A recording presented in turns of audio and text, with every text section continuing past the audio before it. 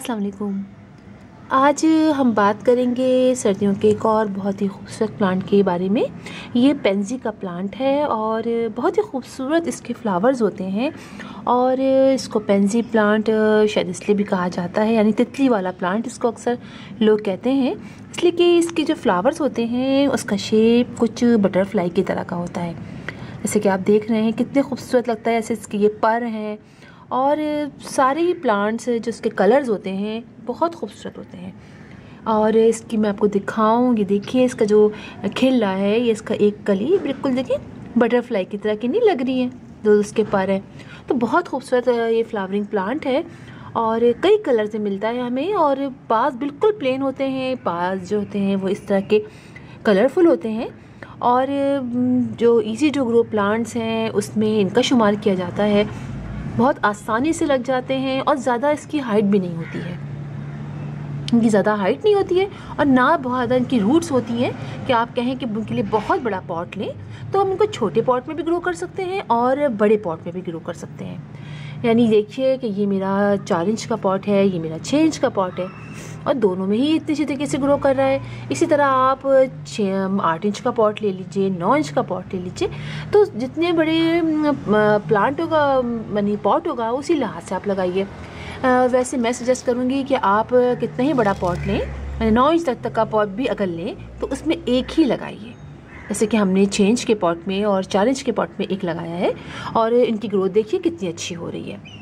तो बात करते हैं इनकी वाटरिंग की, जो बहुत ही इम्पॉर्टेंट है, क्योंकि हमारे जितने भी फ्लावरिंग प्लांट्स हैं सर्दियों के, उन सब में सनलाइट और वाटरिंग बहुत इम्पॉर्टेंट है। इम्पॉर्टेंट तो और भी चीज़ें हैं, लेकिन वाटरिंग इसलिए इम्पॉर्टेंट है कि अगर हमने ज़्यादा पानी डाल देते हैं इन प्लांट्स में तो इनकी रूट जो है वो फंगस उनमें लगना शुरू हो जाता है और ख़राब होनी शुरू हो जाती हैं। लिहाजा जितने भी हमारे इस वक्त के फ्लावरिंग प्लांट्स हैं सर्दियों के, उन सब को हल्का हल्का सा मॉइस्ट रखा जाता है। बिल्कुल इसी तरह पेंसी के प्लांट को भी हमें मॉइस्ट रखना है, हल्का हल्का। ज़्यादा पानी नहीं डालना है, दिन में एक दफ़ा तो आप वाटर डाल ही दीजिएगा, इसलिए कि उतना तो खुश्की हो जाता है, लेकिन ज़्यादा नहीं वाटरिंग कीजिएगा। बहुत ज़्यादा क्या आपने कर दिया, सुबह शाम दोनों टाइम कर दिया।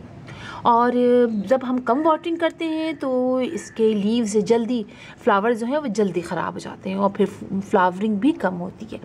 जबकि हम नॉर्मल जब वाटरिंग करते हैं तो इनके देखिए कई कई दिन तक इनके फ्लावर्स सही रहते हैं।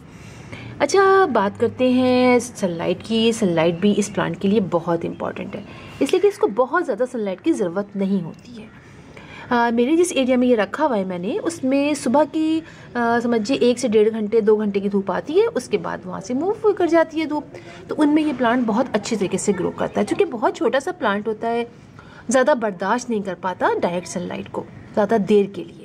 लिहाजा हम इसको बहुत कम देर की सनलाइट में रखते हैं और उसके बाद उसको ऐसी जगह पर, तब ऐसी जगह पे आप रखिएगा जहाँ पर सुबह की सनलाइट आए और चली जाए। अगर ज़्यादा ब्राइट सनलाइट आएगी तो वहाँ भी आप रख सकते हैं। बहुत से लोग ऐसे जो घर में डायरेक्ट सनलाइट नहीं आती है, तो आप उनको जहाँ ब्राइट सनलाइट है वहाँ रख लीजिए।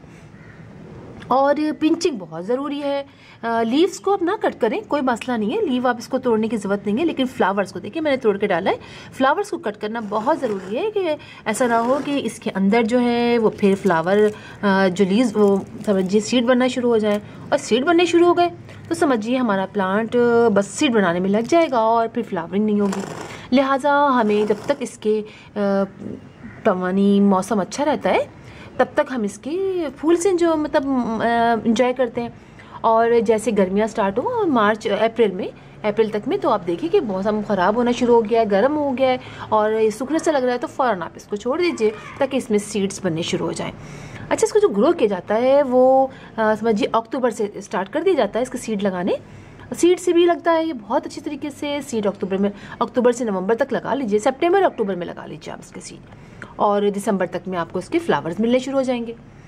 और फर्टिलाइज़र की बात करें तो चूँकि बहुत छोटा प्लांट है, इसको फर्टिलाइज़र बहुत मतलब थोड़े दिनों रहते हैं सर्दियों के प्लांट, तो उनको फर्टिलाइज़र की उमन ज़्यादा ज़रूरत होती है। तो आप उनको फर्टिलाइज़र हर 10 डेज़ में, जो गोबर की खाद का बनता है, कॉम्पोस्ट का बनता है, सरसों की खल्ली का बनता है, जो भी फर्टिलाइज़र आप डालते हैं, लिक्विड फर्टिलाइज़र हर 10 डेज़ बाद आप डाल दीजिए इसके अंदर, 15 डेज़ बाद। और महीने में एक दफ़ा आप इसके अंदर गोबर की खाद जो है वो आप थोड़ी मिकदार 2-3 टेबल स्पून, आप 2 टेबल स्पून, जैसे कि ये 6 इंच का है ना, आप 2 टेबल स्पून इस पर डाल दीजिए, ऊपर नीचे कर दीजिए साइड में हल्का हल्का सा, तो ये इसके लिए बहुत अच्छा रहेगा। तो ये प्लांट चूँकि बहुत इजी टू ग्रो है तो आप इसको ज़रूर लगाइए और फिर आप इसके सीड कलेक्ट करके रख लीजिए। जैसे ही सितंबर आए आप दोबारा से इसको लगा दीजिए और फिर नेक्स्ट सीज़न में आपको ये अच्छा इसका बहुत खूबसूरत सा आप बना सकते हैं। बड़ा आप पॉट ले लीजिए बड़ा सा, और वो 3-4 कलर्स के आप इसको लगाइए तो भी बहुत ही प्यारे लगते हैं। तो फिर इंशाल्लाह आपसे मुलाकात होगी किसी और वीडियो में किसी और टॉपिक के साथ। तब तक के लिए अल्लाह हाफिज़।